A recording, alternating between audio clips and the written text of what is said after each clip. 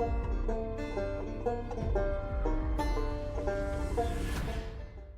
want to welcome everybody back to the show. I want to apologize for being later than usual.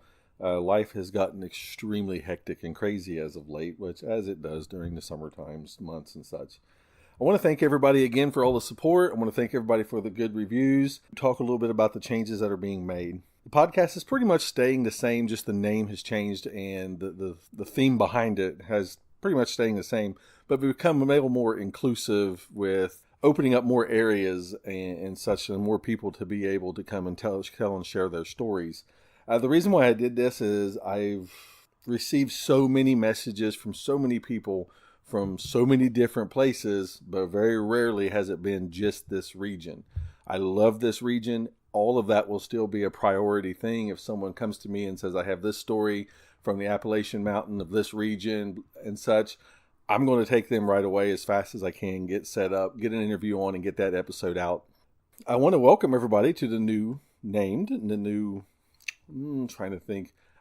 skin of the podcast.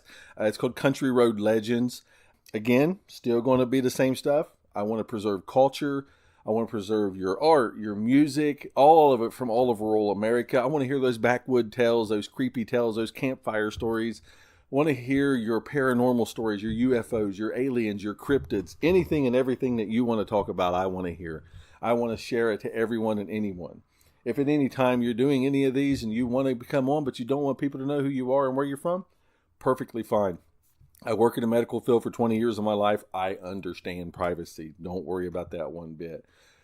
There's another page for this podcast is Virgin. It's Country Road Legends Podcast. Appalachian Anomalies page on Facebook is still going to run. Nothing is changing with that. I love doing that. I love seeing all the interaction and everybody, telling their comments and their stories behind many of the posts. I'm kind of on this true crime kick right now. I've always loved that stuff. I've always kind of had a weird fascination with serial killers too. That kind of stuff's going to be on here as well. When I say with the legends of monsters and culture of rural America, the monsters are human and not human. The night's episode we got is the initial Country Road Legends episode is Brian Seech. Brian Seech is a Bigfoot and paranormal investigator out of Pennsylvania. Very nice guy. Kind of met him through Timothy Rayner's podcast, Strange Familiars, as well as through Jamie King and an upcoming individual, Fred Saluga. So I just want everybody to lay back, sit back, chill out, and have some fun listening. We go everywhere with this. It gets a little weird, folks. I'm not going to lie.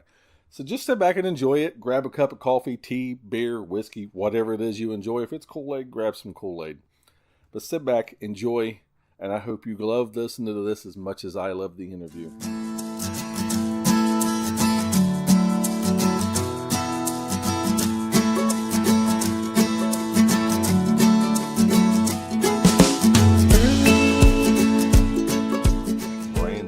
Is a researcher and investigator of the unexplained and founder of two research groups, the Center for Unexplained Events, or CUE, and the Center for Cryptozoological Studies, CCS. Brian has appeared on Monsters and Mysteries in America on the national cable channel Destination America. He was featured on an independent film, Mountain Devil, The Search for Frank Peterson, and was an extra in the Mothman Prophecies movie filmed in Pittsburgh. Has also appeared on various internet radio shows. Brian is a member of the Butler Organization on Research of the Unexplained, or the BORU, Legend Hunters, and the Pennsylvania Bigfoot Society. He is a former member and investigator of Mutual UFO Network, better known as MUFON. Brian co-wrote articles for the Creature Chronicles column in the Hancock County Courier in West Virginia from August to November 2013. Brian also was a co-instructor for the first ever cryptozoology class at the Eastern Gateway College in Steubenville, Ohio. Sightings of the unknown creatures can be sent to Brian at the Center for Crypto Studies at gmail.com. All names of these events will be held in strict confidence. So we're going to speak with Brian, let him introduce himself. Well, I'd just like to thank you, Josh, for having me on your show tonight. I appreciate it. Yes, thank you very much. Yeah, this is the paranormal in general. It's really important to us. Myself and my wife, we've been we started our group Q in 1986, Center for Unexplained Events. We use that as a clearinghouse for basically all unexplained phenomena, from ghosts to UFOs to Bigfoot, anything under kind of like the paranormal umbrella.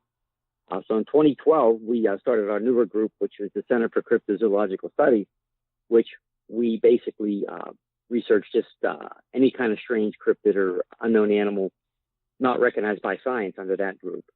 Probably one of the Bigfoot would be the creature that we have researched the most, because there's more actual sightings of Bigfoot out there, especially in Pennsylvania. Pennsylvania has a rich history, not only of Bigfoot sightings, but of other creature sightings. And just something a little interesting for you and some of the listeners, that a little bit about like the topography of our state. Okay, our forest, the forest about 59% or 16.7 million acres of the state's 29.6 million acres. Okay, and most people maybe not realize it, but about 59% of Pennsylvania is forested, and 90% of the residents in Pennsylvania inhabit only about 10% of the total acreage, which I found that really amazing. Looking it up and doing some stats, I would have thought that would not be true. Pennsylvania ranks, I would say, 5th or 6th in the total Bigfoot sightings in the United States. And most of the sightings of Bigfoot take place in the Chestnut Ridge area. That's a ridge of mountains that runs 90 miles from Indiana, PA, down into Morgantown, West Virginia. Again, we have both of our groups have researched these, have done field research since 2000. We were also members of the PA Bigfoot Society when it was in existence. It is now the Keystone Bigfoot Project, which we're still members. And we've researched all around Pennsylvania. We've also gone into Ohio and West Virginia as well. So yeah, okay. When I read the thing about the Pigfoot, oh my gosh! Well, I've created a new one. The Pennsylvania Bigfoot Society, because I kept thinking that I wasn't sure I've heard of that one, but I've heard of the Keystone. That one's for sure. So with the encounters and the investigations, I guess since you've been doing it so long, what was the first event that brought you into doing this? Well, one of the very first cases we actually did for the PA Bigfoot Society was, excuse me, and I'm going to apologize in advance because my kind of like you right now, my voice is going in and out. So. Yeah, this season has not been good for it at all. No, everybody's pretty much sick that I know. So was the PA Bigfoot Society got a report down here on Golf Course Road in Hopewell, and a gentleman and his wife were walking their dog, and all of a sudden they heard a big splash in the creek beside them, and the dog started growling a little bit. So they actually called the Hopewell police, and the police came down and they took them to the exact spot. Well, they heard another big splash. And so I guess it upset the cop a little bit. He had his gun almost drawn, and he was shining down the creek. He didn't see anything. So we got down there, I think 2 days later, and the eyewitnesses took us to the spot. So we were walking along the hill, and the creek was down in a little valley. And all of a sudden we heard the splash. So we look, and there was it was a decent sized creek. There was a beaver there. And the beaver, it looked like we end up thinking that case was just they actually heard a beaver, and it's real creepy down that road. So, we're thinking one thing led to another, and, just it kind of like, well, hey, it's dark down here. It's scary. We hear something. Maybe there's something there, but we ended up thinking that it was just a beaver. So, one of, our very first cases, we could pretty much say it was explained that it wasn't a Bigfoot, but well, that was one of the very, very first ones that we did. Laughing is the best thing. It is funny because I've never heard someone say that they got the obsession that we all have with Bigfoot, especially by their first encounter being not with a Bigfoot. Yeah, well, actually, my obsession with Bigfoot started in the 1970s, because I'm in my mid 50s now, and I would watch all the documentaries. In Search of, at the time, with Leonard Nimoy, was really big. That I always say that we're part of the generation, like the In Search of generation. A lot of us mid 50s, late 40s people. That's what got us involved. Now, newer researchers, we call them the Finding Bigfoot generation. They're the ones that got interested, seeing Cliff and Bobo, and that's what kind of got them interested. A whole new set of researchers are out there now. But my obsession actually went all the way back into the 70s. So yours is similar to mine. It started in childhood, kind of, Mhm. Because the funny thing is, I mean, I'm 40, and that's what I did, was the In Search of reruns, and seeing all Mhm. that stuff and those shows. It just, yeah, that show, there was something about that show that it seemed more relevant than a lot of like paranormal shows kind of do nowadays. There was less Hollywood in that than there is now, and I think that's why it did stimulate so many people into really leaning into that, and that obsession of everything from the ghost to Bigfoot and cryptozoology. So it was a pretty amazing TV show, that's for sure. Yeah, yeah. Back then, they just basically focused more on the cases, and they would do a short little reenactment, but they wouldn't sensationalize or Yeah. kind of go off kilter a little bit. I was on several episodes of Monsters and Mysteries in America, and yeah, they tended to sensationalize their episodes more, especially the one that they did about the Shenango Valley Dog Boy. Mm-hmm.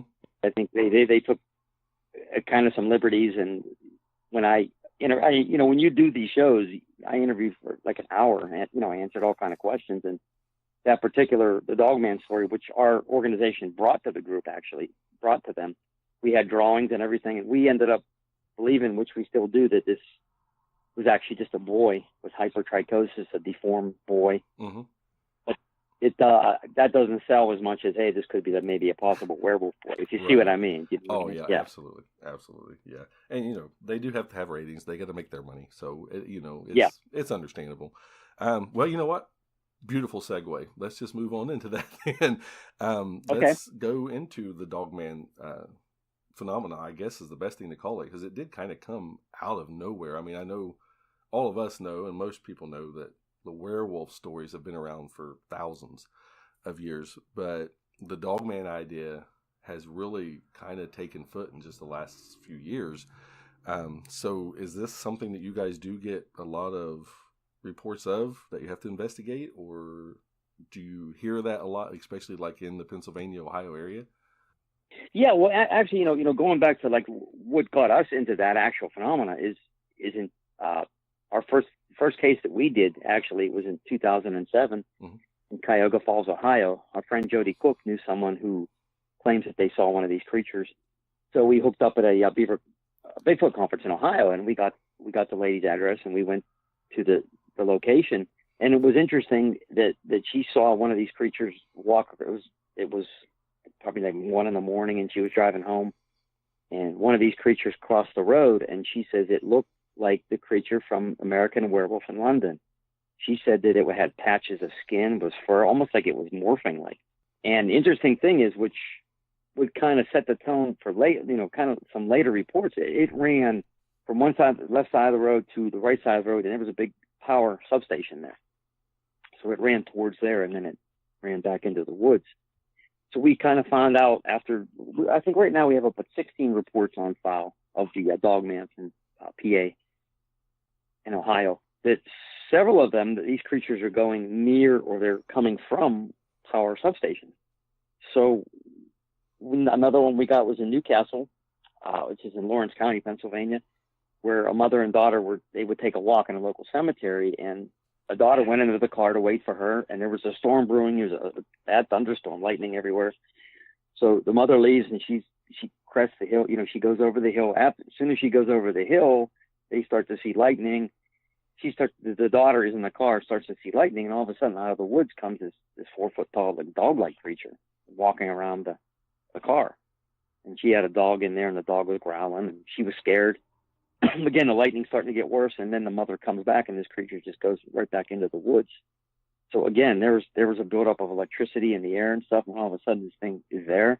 Could there be some kind of a pattern there? I mean, looking at like a lot of these reports that we get, these creatures are in an area and then they're gone. Are these some type of interdimensional creatures? Well, yeah, I'm on that same page. I honestly have in the last probably 5 years started leaning more towards a lot of this being more paranormal than, I guess, cryptid kind of flesh and blood stuff. Mm-hmm. With the Dogman, though, that's crazy because I just talked to someone on Facebook on the page, I want to say maybe 2-3 days ago, and they mentioned that American Werewolf in London reference. He That's actually interesting. how he said it was. He said, "Did you ever see the original Wolfman, the black and white one?" I was like, "Well, Yep. absolutely." And he said, "Well, remember when he's changing?" He says it looks like they're just running in and gluing patches of fake hair on the person. I was like, "Yeah, yeah." And he goes, "Kind of like that." He gave another reference, which I'm not going to use because it'd be a little too offensive, I think. But it made sense to me being medical. The reference did, but he kept going back to that, and he said it looked like the guy did off of American Werewolf in London. I think though with the Dogman thing that, and both of your encounters basically represented that too. Outside of the dimensional or paranormal effects of people seeing the lights and other issues, is the fact that you don't really ever hear of someone being attacked by this evil looking beast, as they call it. When people see it, it's always like it's there, it sees you, it scares you, and then it's gone.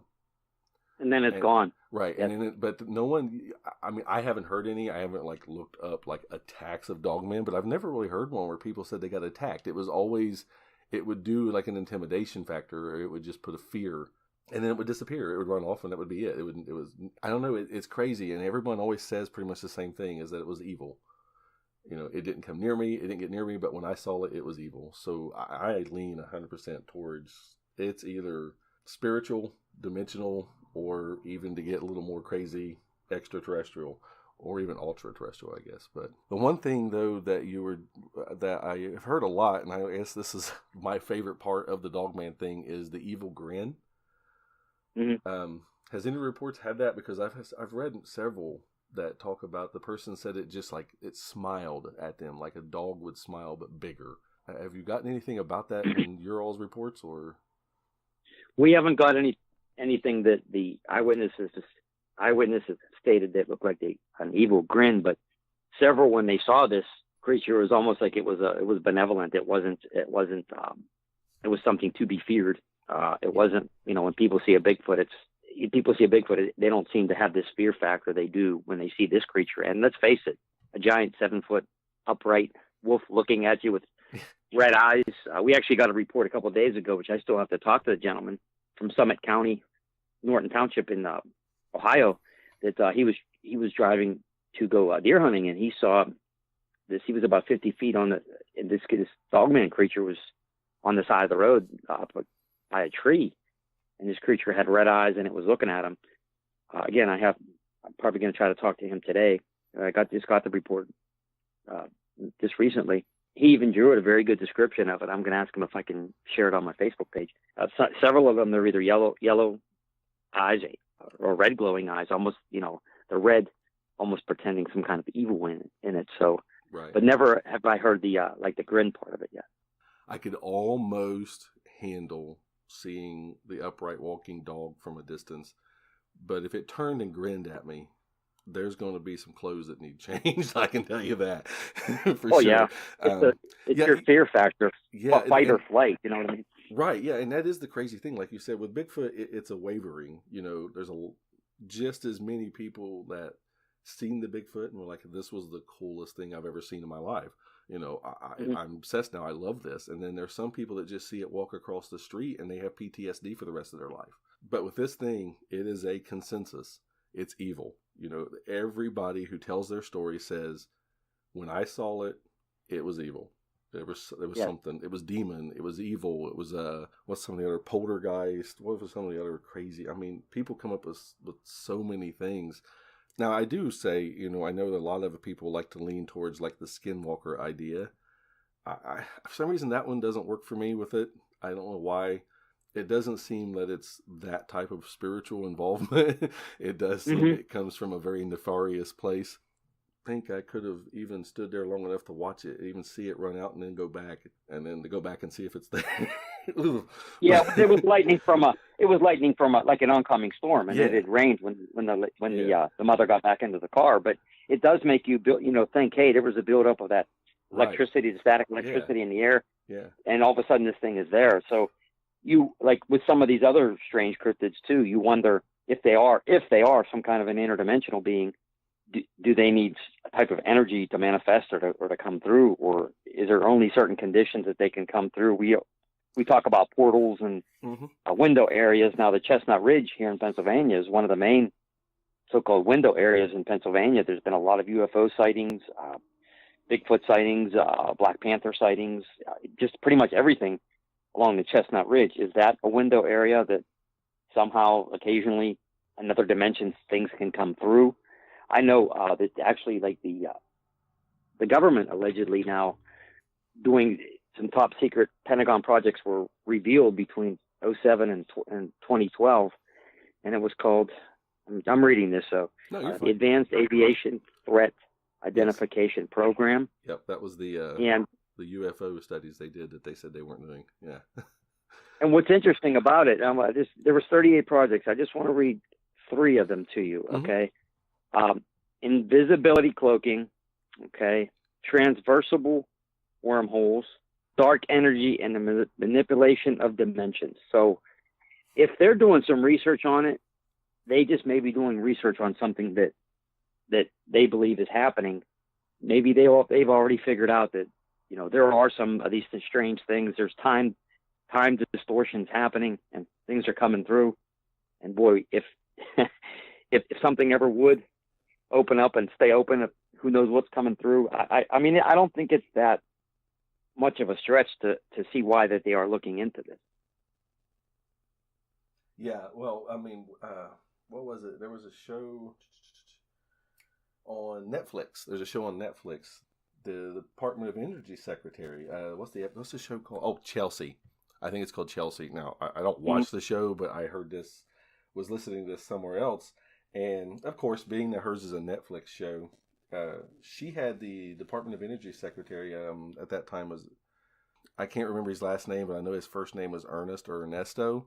She had kind of made the joke, being that they're Netflix as well, that, hey, it's the Department of Energy and Stranger Things, and we're just wondering, do you guys do any of this kind of crazy stuff, like into the upside down or to these other dimensions where there's stuff? And they're sitting, you know, they're all laughing, like, ha, ha, ha, ha, we're going to ask him this. This dude comes out of nowhere, and it's just like, yes, we do. Wow.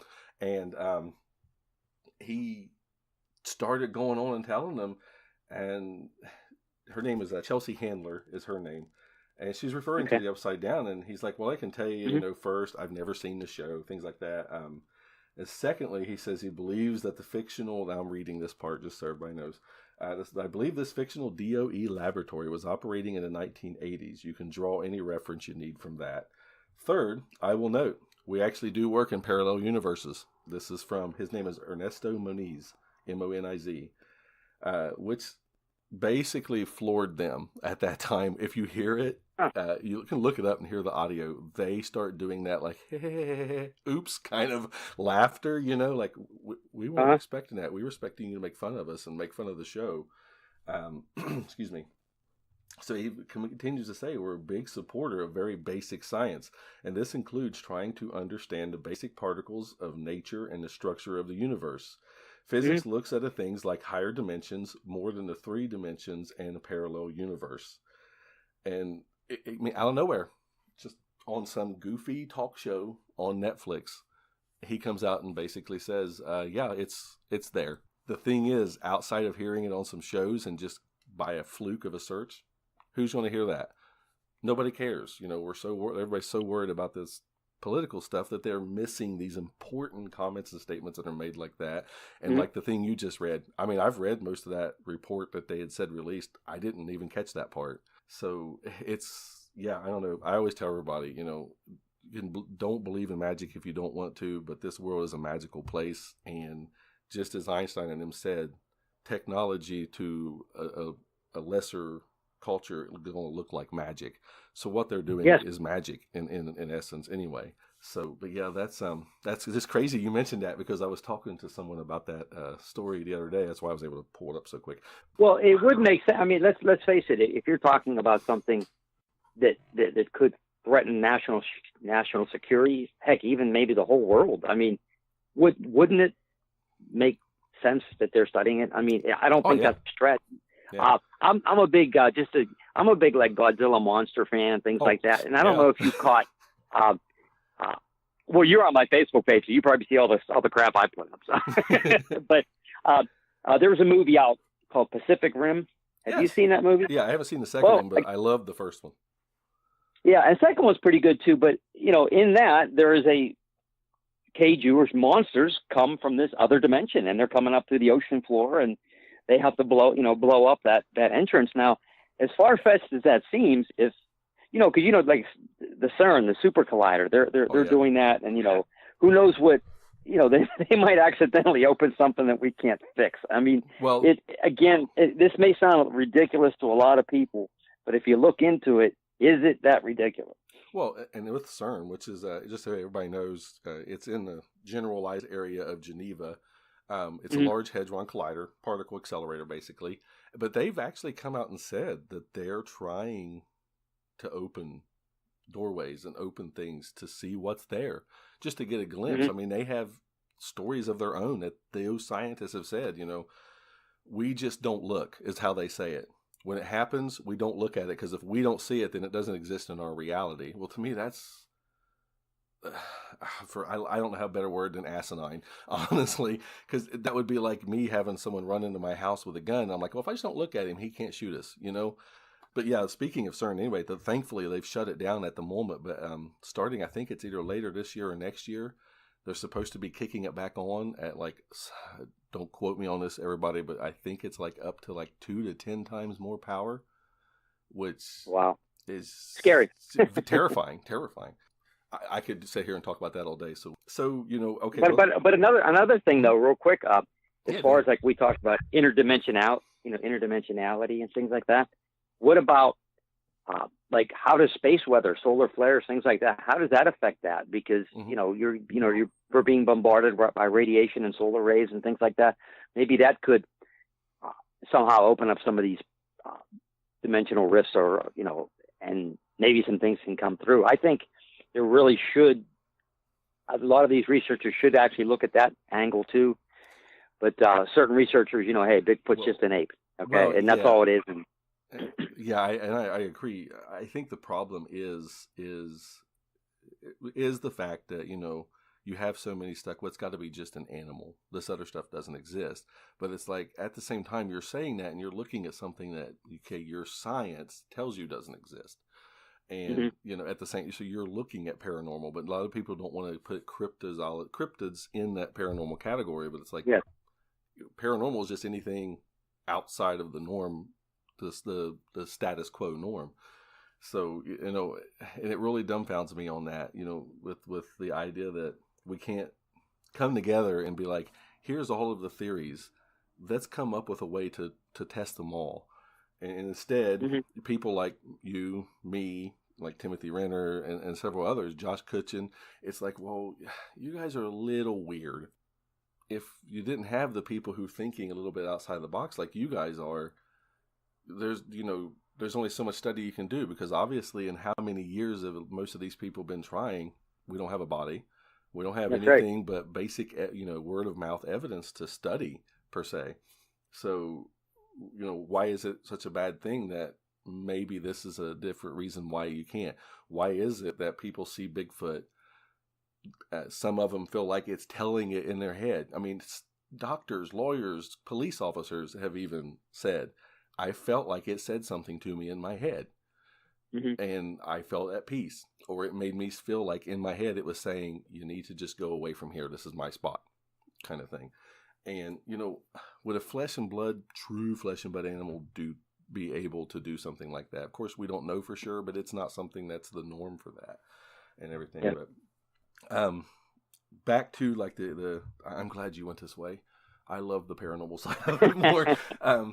I like talking about this too. I really seldom do on some of these shows, so this is going to be kind of new for me. But yeah, I'm enjoying it. I love the paranormal side of it. I guess the ghost side of it per se, because I kind of under the belief with leading from that into Bigfoot again, on how Bigfoot sounds a lot like hauntings more than sometimes. You know what I mean? With with the ancient beings that used to lead people into woods with whistles and laughter.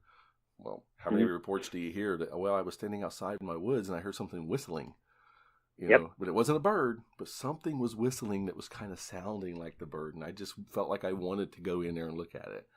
the smackings, the hits. Well, what do you hear with poltergeist stories? I was upstairs in my room and something punched the wall upstairs. Because I even heard a show a while back with a guy who did astral Bigfoot. Mm-hmm. I was fascinating. Never heard that one.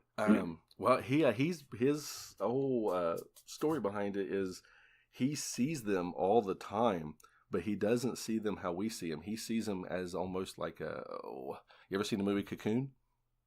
Oh yeah. Mm-hmm. Kind of that where they shed their skin. Spoiler alert if you haven't seen it, but you should see it. Yeah, it's good. There was two of them. Yeah, I like both. When they shed their skin, he says they're like light, like an energy beam. Well, no, but he said you can see the body. You can see that it's this giant-looking, ape-looking type creature, but it had that like a bluish aura, like of light all the way around it. And they would just, he says, this sounds crazy. I mean, crazier than anything we've said yet. That he's actually seen him like just walk through his house and look at him and just keep walking. And he's like, it looks like a Bigfoot. Could this guy be having acid trips or something? Obviously, yes, he could. Yeah. But there was so much passion and so much everything in his voice, like there is with most people who are true witnesses that come out and talk. It was hard to sit there and say, this guy's insane. Because I was enthralled with this idea of, well, maybe they are a poltergeist type entity. And this is just the shape they take because we've given it that shape. I'm not big on the whole Talpa thing. I know a lot of people like that idea, but I have a hard time. To me, that kind of belittles the spiritual world a little bit. It's like, well, it's all about us creating. So because we're people and our ego so big, we're the ones who created it. It just bugs me. And you got to understand, like with almost all these reports, these people were just out enjoying nature, or they're driving in their car. The last thing they're thinking of in most cases, there's going to be a winged Mothman flying across my windshield or something, or it's going to be sitting on the side of the woods. I mean, I would think most people aren't thinking that. Right, and that's my point, because I see people say all the time, well, they're kind of a Talpa. Well, why is it that there are people seeing it that's, still even to this day, or like the only thing they've heard of it is that it's a joke, or the beef jerky commercial. They're not, like you said, they're not driving down the road going to see a Bigfoot, there it comes. So, well, let's move into the winged ones. Of course, everybody who's just about anybody has heard of Mothman, but I'm starting to hear a lot of things of these other bat-like type creatures and stuff that people are hearing too. So do you guys get any reports of like unknown winged creatures, even ones that look like Mothman, but in your area, Ohio? We have gotten some. They're more the rare sightings, but here we actually live in Beaver County, so a couple counties up is Butler County, Pennsylvania, and that's actually where our conference is going to be taking place. There's a place called Chicora, PA, and it's near East Brady. And in 2011 to I think 2013, my good friend Dan Hagman, he runs an organization called BORU, which is the Butler Organization for Research for the Unexplained. He started to receive these reports of this creature. They have dubbed it the Chicora gargoyle. This creature was like around 9 foot tall, wings on its back. It had an aerodynamic head that looked almost like a aerodynamic bicycle helmet, and wings across its body, legs that were bent backwards. One of the cases that Dan got, this creature was standing beside a sign right down from a place called Kepler Corners. There was an ice cream stand there. So we went to the area, and the eyewitness says that this creature was bigger than the sign, and it crossed the road in 3 steps when the headlights hit this thing. So we actually measured the berm to berm, and it was 11 foot. It was 33 feet across this particular road from berm to berm. So you're talking, it took 3 steps. So you're talking about an 11-foot stride for this thing. Again, the interesting thing about this is when I saw the original drawing of this creature, I got like goosebumps down my arm. I said, I've seen this drawing before. I've seen it. So I went back and I looked through my files, and I remembered, because we have a huge archive section, and we've been archiving stuff for years downstairs. We actually call it our S-Files. I looked believe it or not, I looked in a Bigfoot newsletter. A gentleman by the name of Billy Green in New England. I'm like, I saw this. So I'm digging through, and boom, there's the report. Okay, I'm like, this looks so eerily similar. And luckily, there was an eyewitness's name still on it with the phone number. So I'm like, what's the chances? Okay, that's because this was in '93, right? What, 18 years or whatever. So, and it was the same person. So she didn't actually see it. It was actually a third-hand report. Somebody her son knew, and basically there was 4 people coming back from a drive-in late at night, and they crossed it. They were going down this dusty road, and this creature moved from left to right. Again, it was about like 7 to 8, 9 foot tall, grayish. The head looked like a aerodynamic bicycle helmet, wings across its back. And the interesting thing about this too is its legs bent backwards like the Chikora gargoyle allegedly looks like. And they said when it got to the right, or went to left or right, when it got to the right side of the road, they said its wings spread out and it shot straight up. They said it did not flap. It just, the wings went out and it shot straight up out of sight. So when I looked at those 2 drawings, so I mean, it's like it'll give you goosebumps, from '93 Allentown, PA, to 2011 Chikora, Butler County, PA, and I'm like, wow, it was really something. And we've gotten some other ones. We did one August 24th of 2016. My friend John and I in Allegheny County, where this eyewitness was sitting on his porch, and his dog suddenly like looked into the woods and ran out and pointed toward a tree, and then it barked one time, and it was real skittish. So he goes out there and looks, and he sees this winged entity sitting in the V of a tree. So the eyewitness got scared. He ran into the house to get his pistol. He ran back out there, and it was gone. We were actually there. We were able to get there about 5 days afterwards. And we did check out the area, but we didn't see anything because it was up in a tree. We went to the tree, took pictures of the tree and everything, but we didn't find any evidence. But this gentleman was really shook up, and his wife his girlfriend did a really nice mock-up of what this thing looked like. And it looked like a person with wings, but its head was more roundish. It wasn't, didn't have the aerodynamic, bicycle helmet type thing. We also received one in, I think it was 2011 in Newcastle, Lawrence County, of a gentleman looking outside, and he sees this winged entity nearby him in the woods. And this creature actually had a blue face. And he watched it for a short period of time. He ran to get his grandmother. When the grandmother came, they looked outside and it was gone. What are they seeing? I mean, It would be kind of a stretch to think all of a sudden you've got winged entities out there with Bigfoot, out there with Dogman, all in the woods at the same time. And there's not more evidence of them. You know what I mean? Oh, yeah. Well, yeah, and that's the most frustrating thing, too, is like, well, we go to show up to go look, but, it's been there and gone. Yeah. What are you seeing? Like you said, well, we got some pictures of the tree and everything. That's, I think, too, is the most frustrating part of the whole ordeal. With how I talk about people, they're like, how can you believe, they saw this, they saw that. And I'm like, oh, so you were there when they saw it, right? And, well, no, but obviously, well, no, it's not obvious. You weren't there. They saw what they saw. And especially it's these, like him, these people live by their woods. They know their woods. Yeah. They know, hey, there's coyotes that run through that path, or deer come out and they hang out right here. People know this stuff. So when something's weird, they take attention, and you don't just mistakenly see a bear and then have PTSD the next day, kind of how it works. But these wing things, see, that's so weird, because even with like the Mothman stories, a lot of people's reports was it was standing there, wings spread, and it just took off. It didn't like have to prepare to flap. So yeah, that's either some kind of crazy military jetpack experiment, or that's something not of this world. Plain and simple. Now, like I've never heard some of these stories. That's just horrific to think that, you walk outside and you're just trying to enjoy your porch or something, and here's this giant winged, I guess, demon you're looking at. The thing is curious, though, is if their legs are bent backwards, how are they stepping with such long strides? I don't know. It's interesting. When I found out, I found out another, there was an article, a story in a book that said, I think it was a gentleman in Puerto Rico, was a guard at a government site, and it was late at night, and he looks out there and he sees this winged creature, and he says the first thing that he noticed, its legs were bent backwards.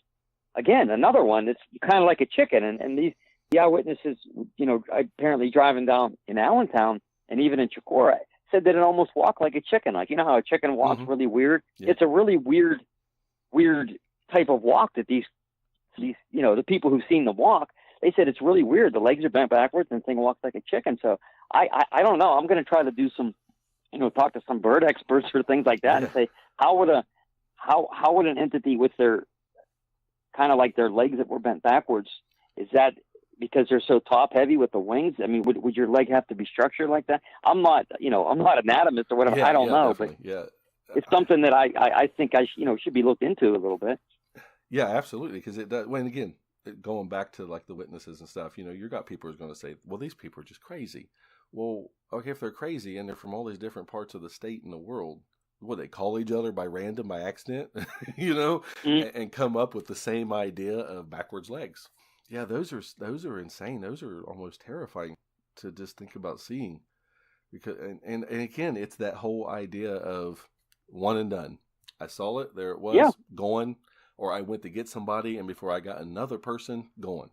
So it is almost like that trickster aspect. It's like, I'm going to let you see it just to watch what happens, because it's going to be hilarious when you bring people out and they're going to be like, oh my God, my friend's crazy. That's how I feel sometimes. It works. It's, John Keel, the famous, investigator of the Mothman, he talked about the ultra-terrestrial theory, that there's some kind of a presence or that's been on Earth for years. And, like you said, kind of like the trickster type theory. They want to, let's show them a Mothman today and a Dogman tomorrow. I mean, it's almost really weird how a lot of these happen at random. And again, if they are an interdimensional, could that have just been a temporal anomaly that's open? Something comes in and out. And I remember the researcher Barton Nunley mentioned about a Dogman sighting, I believe it was somewhere in Kentucky.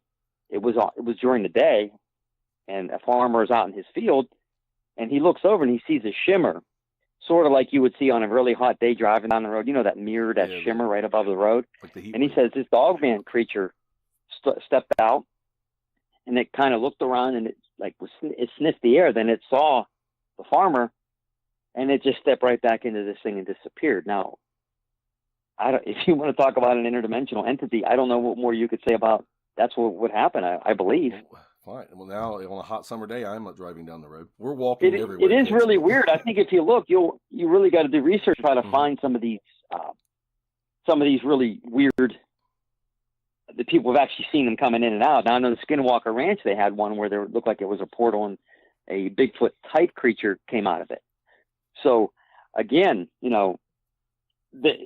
don't hear about that much, and I'm sure people actually seeing these creatures, if they indeed are go in and out, are very rare.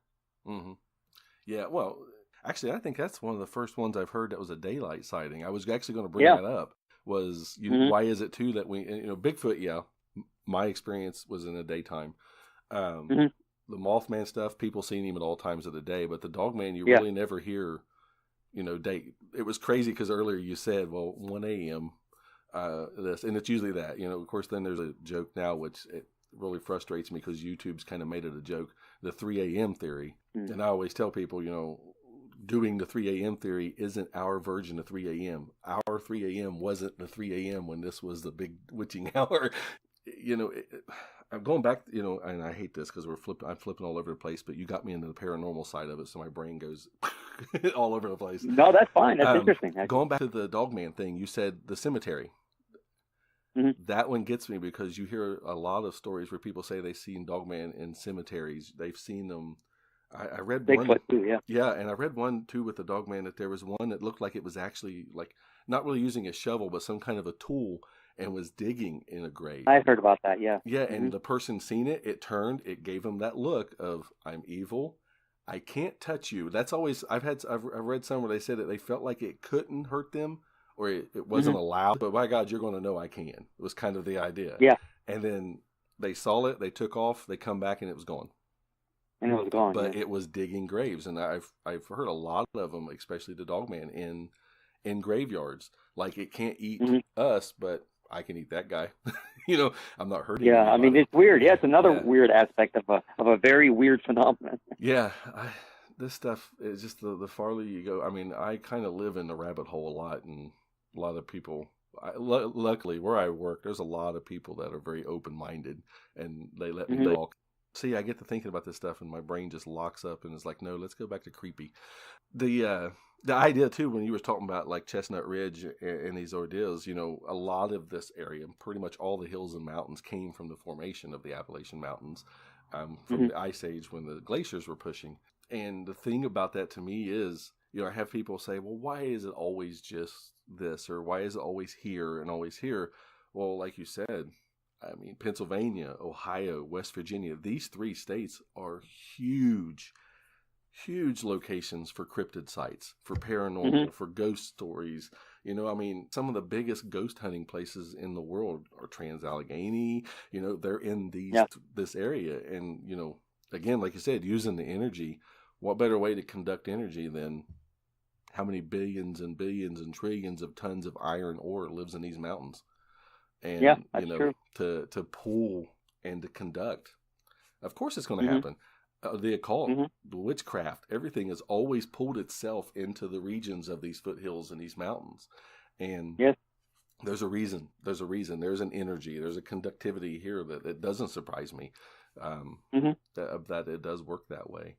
So on the winged cryptids, I mean, do you lean more to it being interdimensional, or do you think or do you have a lean towards that spiritual kind of thing? Because to me, that one just seems more demonic. I'm leaning way towards the spirit side on that one. Well, it's interesting you say that, because if you would ever talk to Dan Hegman, he would tell you that several of these people who saw this Chikora gargoyle, they said the same thing. They said it looks like it came from hell, and they wish it would go back. I mean, two or three of the witnesses told him that. Do I think it's demonic? I don't know. I mean, if other than maybe I still give Bigfoot the best chance of it to be actually still be, you know, as a flesh and blood creature. The other ones, I think they probably are more of an interdimensional entity. But, you know, like our organization, we're out there looking for solid proof. Right. Footprints, maybe the creature tears its wing off or something. That's what we're looking for.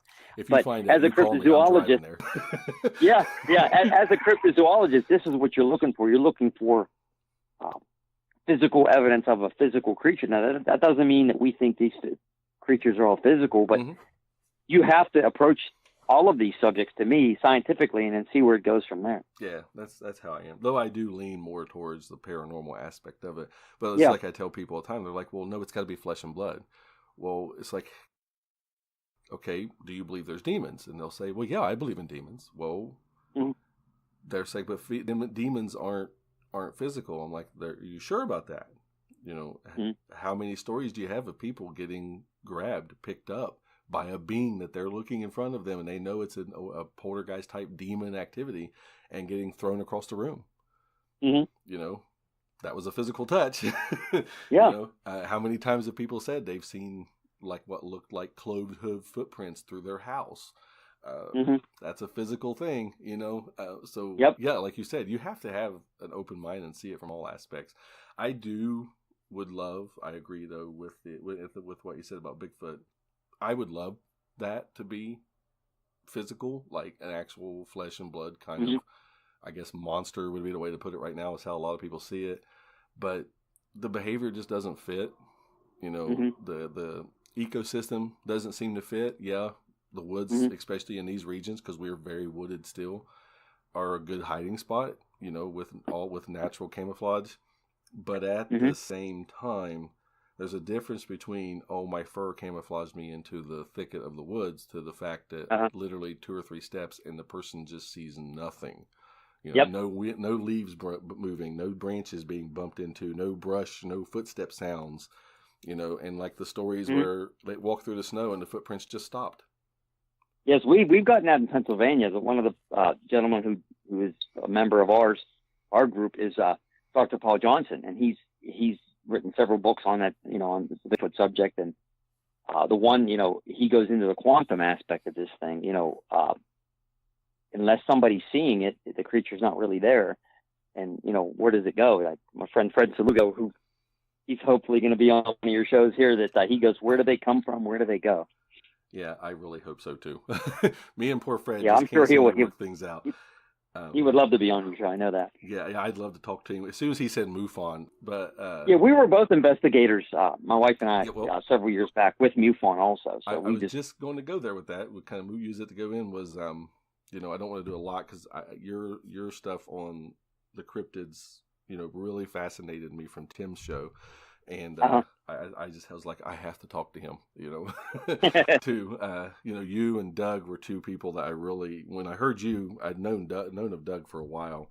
Then I heard you, it was really, you know, because I kind of stayed away from the cryptid stuff on Facebook and everything with my personal account because as I had told people a little bit here and there about what I saw when I was younger, you know, I reached the place that I worked and someone was like, hey, I seen that you posted this. At that time, it was early Facebook when I first started it, which was a horrible idea. But they was like, I seen you posted something like that. And it was a place I worked and they were like, oh, you're crazy. I don't want you being my boss. I don't want you being a supervisor. So, you know, I think you need to think about what you really saw. And, you need to tell people that you were wrong or something, or I'm going to talk to, you know, so-and-so, and we're going to get you fired, and people's going to think you're crazy. Oh, wow. And I removed it. I just took it all down. Okay. And like I said, I sent, you know, I have I'll have to find them, some snow pictures of a place that from just the last place we lived before we moved over now.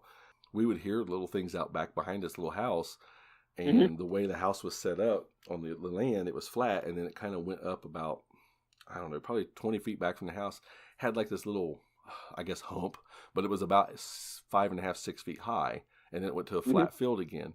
Well, we had about 3-4 inches of snow, and I kept thinking someone was outside where the kids' room, the twins' room was at that time, like something was out there. And, you know, we had rabbits all the time that we kind of getting that because there was berry bushes all along that little hill, that little hump there. And so the next morning, I come home. I don't get home from work until between 1:30 and 2 a.m. I come home. I have my flashlight on my phone on. I'm walking along, looking down, making sure I'm not stepping in like mud or something with the snow. There was nothing on the ground. My footprints went from my driveway straight across a little walking stones path to my front deck into the house. The next day, I come outside to get something out of my truck. I look over, and there's these big melted prints in the ground that come from the back of the house. Okay, from nowhere. They come from the bottom of that little hump, walk around the side of the house to about where my truck is, and stop again. And the only thing that bugged me about them was they looked like I took a fake foot and stuck it in the snow. They're that, a couple of them are that like Hollywood perfect kind of shape in the snow. So I sent them to Doug and I put them on his Facebook page, and immediately there was someone was like, I hate to tell you this. And I said, well, I messaged the guy and I was like, what? He says, those are your feet print and they've melted. I said, I need to, I sent back the guy. Here's where I walk in from my car. Okay. Straight across here. There's no ground. Why would I walk to the back of my house at 2:00 in the morning?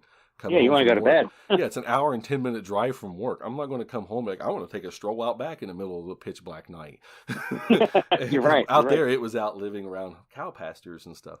And instantly, it was instant. Nope, that's your feet print. I'm like, then why was I walking from the back of my house to my truck, but there's no footprints of mine going to the back of the house from my truck? Yeah. Well, you stepped in the same ones. I'm like, okay, that's legit. And then I sent him another picture. I'm like, then why does this look like a ball of a foot and a toe? And he's this happened in Ohio then? Yeah, this Minford, Ohio is where it's called. Okay. And he was like, he's like, oh, well, that's kind of where you stepped. I'm like, okay, well, here's where I took a picture of my footprint beside these footprints. Here's my sneaker, which is what I wear. I wear tennis shoes all the time. I don't care if there's 2 feet of snow. I'm not stable in that aspect. I said, and here's this. I said, yeah, my footprint melts. It melts. It's going to get an inch or 2 bigger than this maybe. For one, why is it going to melt the snow when it was 19 degrees that night? Yep. Why is a rubber sole shoe going to melt the snow?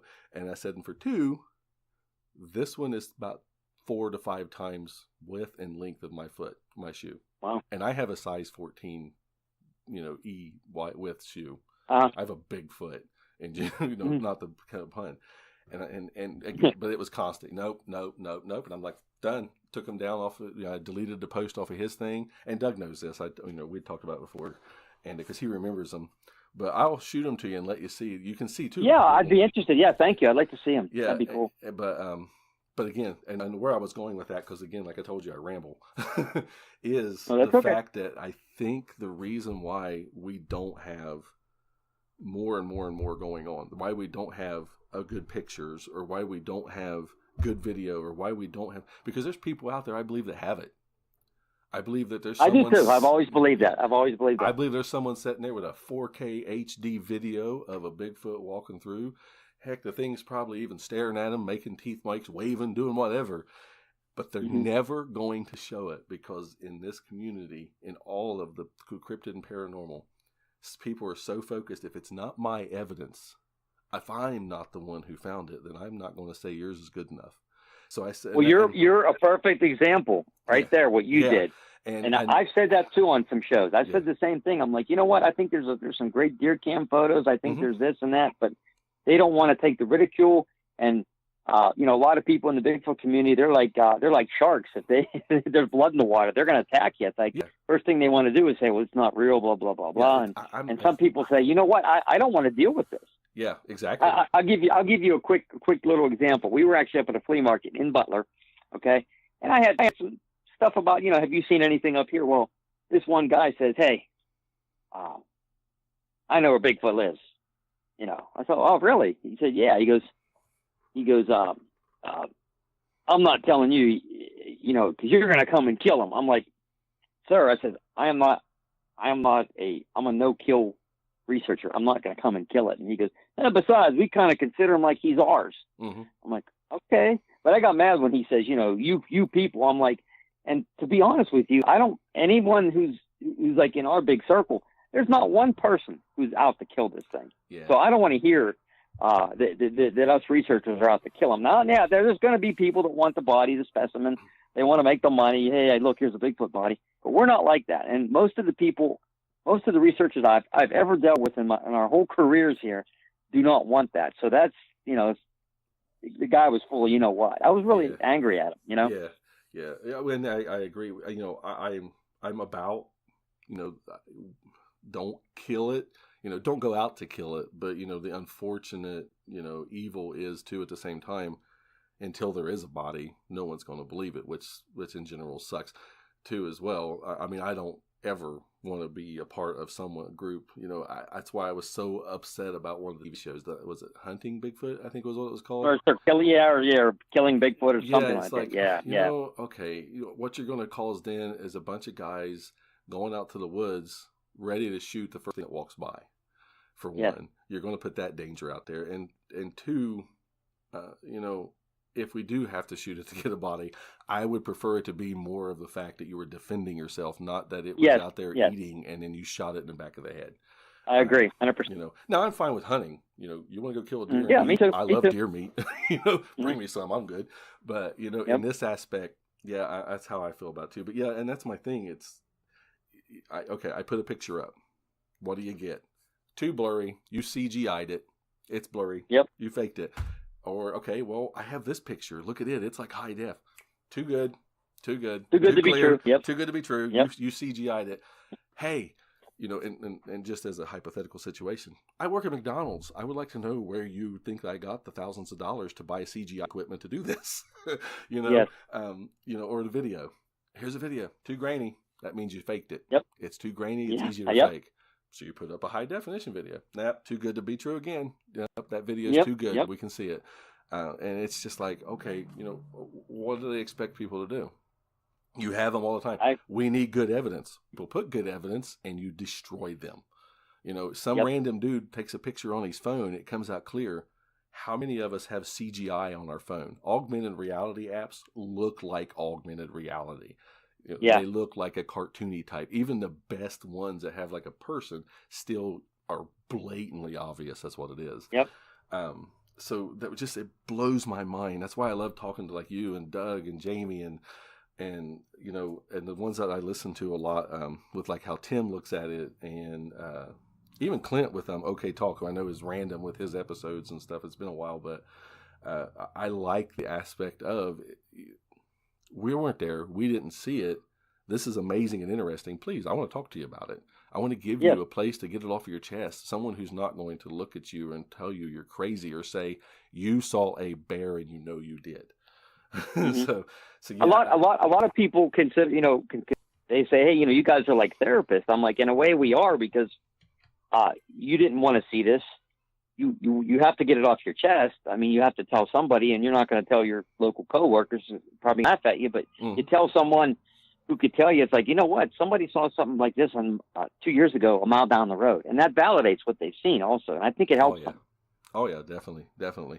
Yeah, and where I live, I know people that even that I work with, and I won't mention any names, of course, that have told me, you don't sound crazy at all, man. I hunt and I've been out there and I've heard some weird things and seen some weird things, and the woods are just too big to just have a deer and some birds, And but at the same time, is it big enough to handle something that size to just have enough to eat and survive? Yeah. That's another thing. Yeah, people don't. So a creature of that would have to have an enormous amount of calories to keep it alive too, and not just eating plants and stuff like that. You'd have to have some meat in your diet or things like that. Yeah, so there's a lot of questions on if it's just a flesh and blood animal, especially if I'm talking about Bigfoot at this instance here. But so it does make you wonder. It's I mean, I lean slightly towards it being a flesh and blood animal there, but not a lot. I mean, I could go more on the fence, but just slightly on the flesh and blood type thing. But and again, what I tell people, I'm like, quit arguing about what you think it is, and just get out there and try to validate your point. Exactly. Get out there and research. I mean, there's such a if you don't think Bigfoot is a like an ape type thing, then they don't even take it seriously. It's like, well, you're in the woo. That's a term that I can't stand. Yeah, I absolutely hate that word too. Yeah. Yep. Yeah, but I actually, what I actually said, I actually, I spoke last week at a Bigfoot conference, and I said that. I said, I hate that word woo. I said, I think it's a derogatory term used to discredit people who think that Bigfoot's not an ape. So, I think I might have upset some people there, but I don't care. It's like, you guys upset everybody who thinks, who researches different than you. Right. You attack them. Let them do their thing. They're not hurting you, How do you think that guy felt that wanted to tell you his story, and he tells you his story, you listen to it, and then afterwards you get up and give your speech, not you, but this person gives their speech and says, if you think it's a ghost or you think it's from another dimension or something like that, you're not, that's not evidence, you saw something else or you were hallucinating.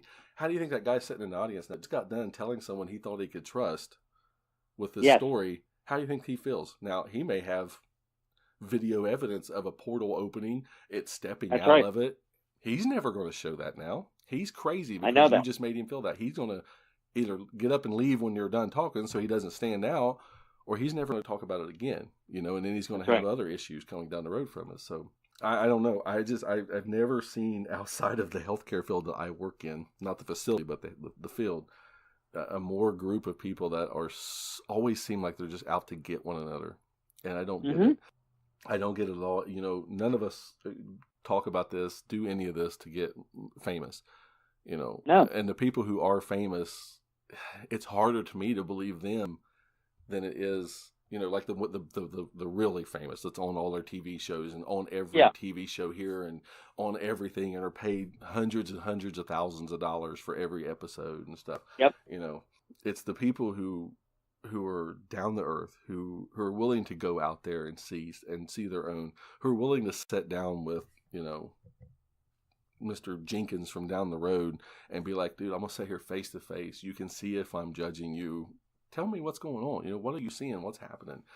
I'm not going to tell you. Yeah, that's my favorite part of it, actually, is, when going out to the encounter site, the conferences and stuff, you do them because you have to, but that part of it, actually, I enjoy less as time goes on, to be honest with you. I just want to get out there, do more hiking, talk to some of these eyewitnesses, go to those encounters, look for something more than sit in a conference hall all the time. Like some of these people, that's all they do. I mean, it's conferences, and it's like, well, do you ever get out or do you ever talk to any eyewitnesses? No. Well, I go to all these conferences and I sell some books or I do this. Right. Yeah. I'm like, well, if that's what you want to do, that's fine, but that's not what I want to do, Yeah. And that's why why I like you and Doug and Tim. You get out, you listen to people, and no matter how, and this, pardon me for the word, but insane the story may sound when it's being told, mm-hmm. you just sit there, you listen, you look at the person with the same thing. Like I was saying, I wasn't there, saw something, obviously, look at you're crying in front of me, and things. So yeah, I would love, like I told Jamie and stuff, I would love, I envy you guys so much, and that you get to do this kind of stuff. And this is just my little part of of trying to get it out there too. Is just to get out there and be able to be on the feet on the ground and talk to the people face to face, and see their reactions, see their body movements, tell that this person saw something that just shook them to the core. And I envy it. I honestly do. Even if I was just able to do it once or twice a year, it would be something that I've always really did want to do. And we've gone out with Jamie and Jenny several times too, and they're fantastic people. Oh, I like Jamie. We went up to Shenango several times with them, and they're two of some of the best people you'll ever want to meet. I could tell that he was a pretty genuinely super nice person. It was pretty amazing. But yeah, the crazy thing with his stories too is it kind of synchronized into Beaver Creek State Park? Yeah, Beaver Creek State Park. I've had several people on Facebook send me a little snippet about, hey, I was here in this place in Ohio. Doug told me a place about it, and then Jamie comes out and goes, yeah, there was this place. It's called Beaver Creek State Park or something like that. Yeah, we've done a lot of research there over the years. Yeah, it's starting. We've done a lot of research there. It's a really active place. There's hauntings there. There's been UFO sightings over the park, and it's just we've heard some strange noises down there. If there's one place I could say, because that's about 45 minutes from us. So we've done a lot of research there.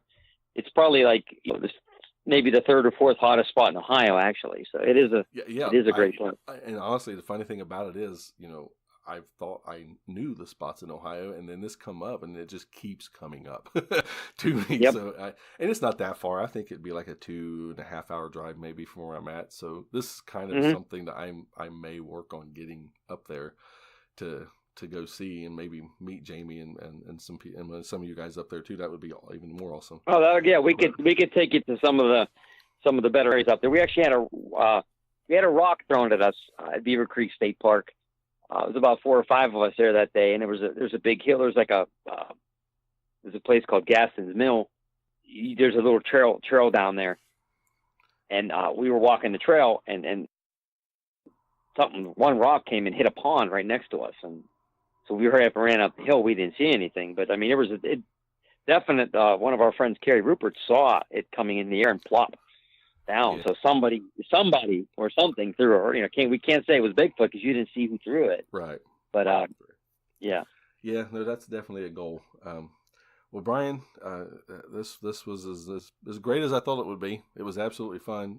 I could sit here and keep you on here for the rest of the day and talk the paranormal side of it.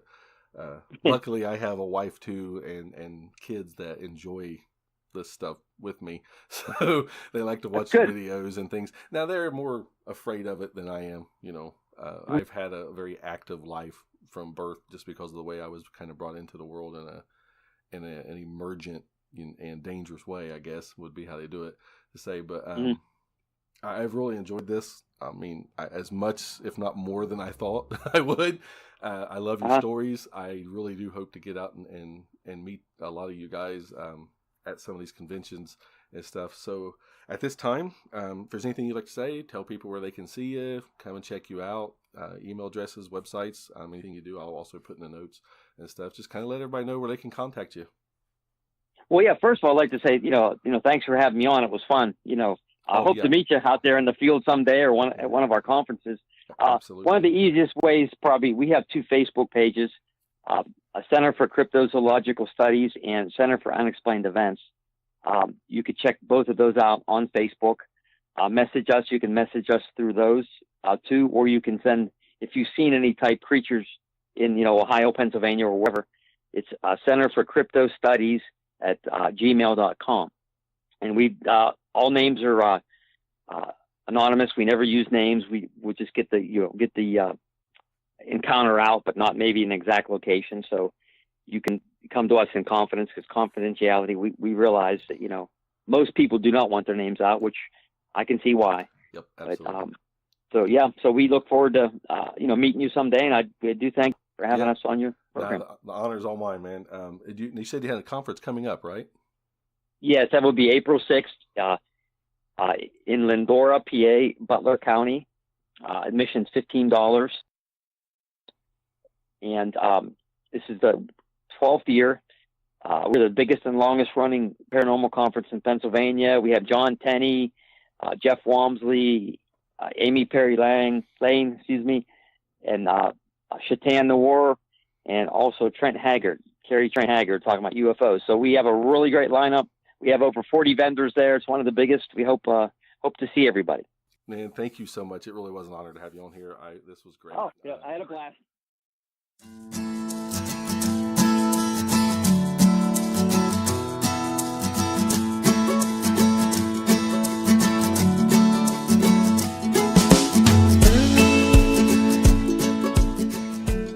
Another episode Down the Tubes. I want to thank you all for listening. I want to thank you for your support. I want to ask if everyone could go to your favorite podcast player, Apple, Stitcher, Podbean, Spotify, Overcast, subscribe to the podcast, leave us some good reviews, let us know what you're wanting to hear, what the things you like the most. Got a few good episodes coming up already, just got to work out the editing issues. I got some more works for the place, try to get ahead for the summer, got some vacation time and such coming up with the family. I hope you all enjoyed this one as much as I did. We went everywhere with it, I know, but it was a fun one to do and a fun one for me to even re-listen to. I appreciate everything from all of you. Please go to the page, Country Road Legends Podcast. Join the page, interact there as much as you want. You can still contact us at the appellation.anomaly@gmail.com if you would like, if that's the one you remember the most. We also have an email for this, countryroadlegendspodcast@gmail.com. You can go to the Facebook page. You can Facebook message me privately, Josh Riggs.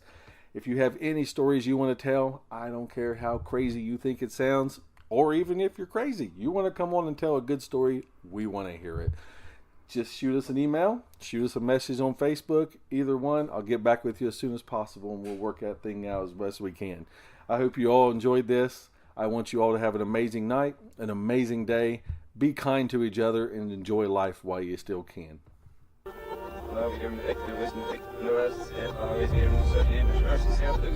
Ja.